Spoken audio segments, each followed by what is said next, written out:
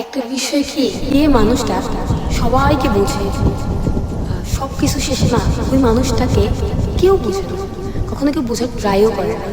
কেন জানেন তো? ওই যে ওই মানুষটা তো সবাইকেই বুঝে, তাকে আর বোঝার কি আছে?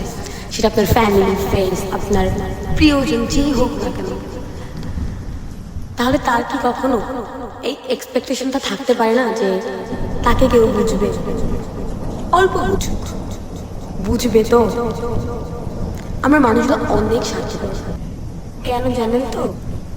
ওই যে আমরা নিজের স্বার্থটা দেখি, কেউ বুঝবে আমাদের, কেউ আমাদের সম্মান করবে, সবাই আমাকে ভালোবাসবে। ভাই, তুমি যতটুকু দিবা, হ্যাঁ, তার থেকে 3 গুণ বেশি পেতে পারো, তো ওই যে অল্পটুকু কিন্তু আর দিতে হবে।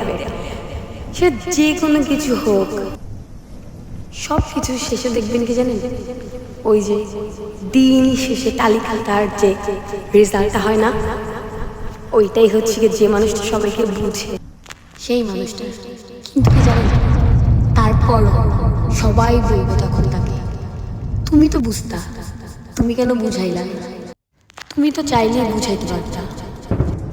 শেষমেশ সেই সবাইকে বুঝবে, সেই সবাইকে বুঝাবে, কিন্তু সে কিন্তু সবাইকে বুঝতে বুঝতে নিজেই ক্লান্ত হয়ে পড়বে।